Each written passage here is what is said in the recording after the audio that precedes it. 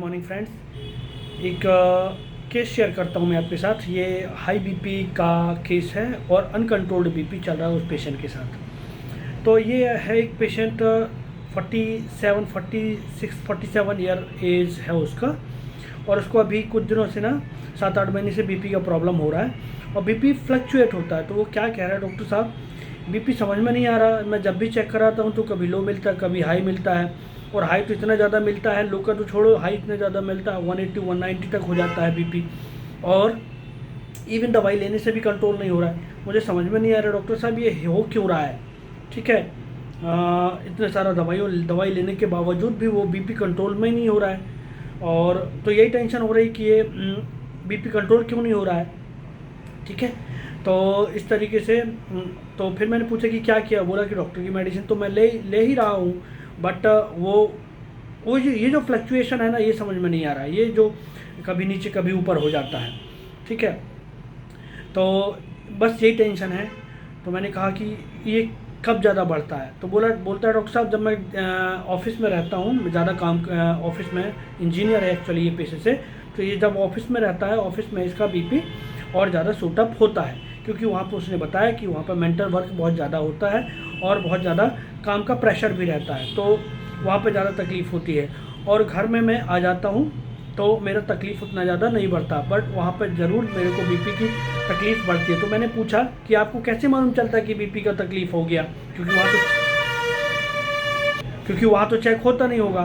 तो उसने बताया कि डॉक्टर साहब चेक तो नहीं होता, बट लेकिन मेरे को घबराहट, पसीना, बेचैनी, ठीक है, धक धक बहुत ज़्यादा होने लगता है, तो उससे मुझे पता चलता है कि बीपी मेरा अनकंट्रोल्ड हो गया है। तो एक आध मेडिसिन मैं लेके निकलता हूँ, बट वो मेडिसिन मेरे को बराबर से काम नहीं करती। तो कई बार मैं सोचता हूँ कि जल्दी से घर जाऊँ, और तो बस यही लगता है कि जल्दी से मैं घर पहुँच के कोई मेडिसिन खा लूँ तो थोड़ा रिलैक्स मिले मेरे को। ठीक है, तो यही है केस। ठीक है, यही है केस। तो हम इस केस को समझते हैं, छोटा सा केस है। तो यहाँ पर जो पेशेंट ने सबसे पहले बोला कि डॉक्टर साहब मुझे समझ में नहीं आ रहा, ये बीपी मेरा कभी फ्लक्चुएट होता है, ऊपर होता है, कभी नीचे होता है, ये बैलेंस नहीं है बराबर से। तो हमारे पास एक बहुत बढ़िया रूब्रिक है, डिल्यूजन डिसऑर्डर्ड ऑब्जेक्ट अपीयर्स इन। तो ये कहलाता है उसका, जो उसको लग रहा था ना कि मेरा जो बैलेंस नहीं है, बीपी कभी ऊपर कभी नीचे होता है, तो ये रूब्रिक होता है हमारे पास, delusion disordered object appear in. ठीक है, और दूसरा रूब्रिक होता है जो हम कई बार एंजाइटी डार्क में फंस जाते हैं, तो डार्कनेस एग्रावेशन एक रूब्रिक होता है हमारे पास, डार्कनेस एग्रावेशन। तो इसको समझ में नहीं आ रहा है कि उसका ये बीपी जो है फ्लक्चुएट क्यों हो रहा है और ये उल्टा पुल्टा क्यों हो रहा है। ठीक है, कभी ज़्यादा कभी कम क्यों हो रहा है, तो ये डार्कनेस एग्रावेशन एक रूब्रिक हमारे पास। तीसरा रूब्रिक हमारे पास होता है कि इसका तकलीफ़ कब बढ़ता है, तो जब ये ऑफिस में रहता है, घर में नहीं रहता, और ऑफिस में काम ज़्यादा होता है, इसलिए उसका तकलीफ़ बढ़ता है। तो हमारे पास तीसरा रूब्रिक होता है mental exertion aggravation. Direct rubric आपको लेना है, बट उसको सोचते हुए समझते हुए आपको रूब्रिक लेना है। चौथा रूब्रिक है time passes too slowly appears longer way home to go. मतलब इस रूब्रिक का मतलब ये है कि उसको ऐसा लगता है कि कितने जल्दी ये टाइम कम हो, मतलब शाम हो, जैसे सुबह आता है, कई बार ये दवाइयाँ लेके आता है, कई बार नहीं लाता है।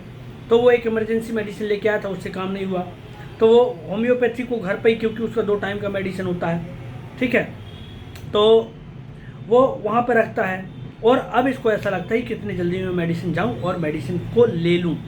ठीक है, लेकिन अभी उसको ऐसा लगता है कि कितनी जल्दी, तो वो तो जल्दबाजी है उसको, लेकिन अभी उसको टाइम नहीं मिल पा रहा है यहाँ से निकलने का, तो वो सोचता है कि जल्दी से शाम हो और मैं वहाँ पर पहुँच करके मैं मेडिसिन खा लूँ। तो ये time passes too slowly appears longer way home to go, मतलब उसको घर जाने के लिए उसका जो टाइम है बहुत स्लोली पास हो रहा है, और उसको ऐसा लगता है कि जल्दी से पास हो जाए। तो यहाँ पे हम कंफ्यूज हो सकते हैं carried desire to be carried fast से। तो ये सिमिलर रूब्रिक आते हैं, बट जब आप थोड़ा सा डिफरेंट रूब्रिक लगाएंगे तो डिफरेंट मेडिसिन आएंगी, इसलिए आपको ज़्यादा से ज़्यादा रूब्रिक के बारे में अवेयर होना है। तो इस तरीके से हमने उसको ग्लोनोइन दिया था। ग्लोनोइन 200 से उसका बीपी फ्लक्चुएशन नॉर्मल हो गया, उसका हेडेक ठीक हो गया, और उसके सारे प्रॉब्लम्स ऑलमोस्ट बेटर हो गए।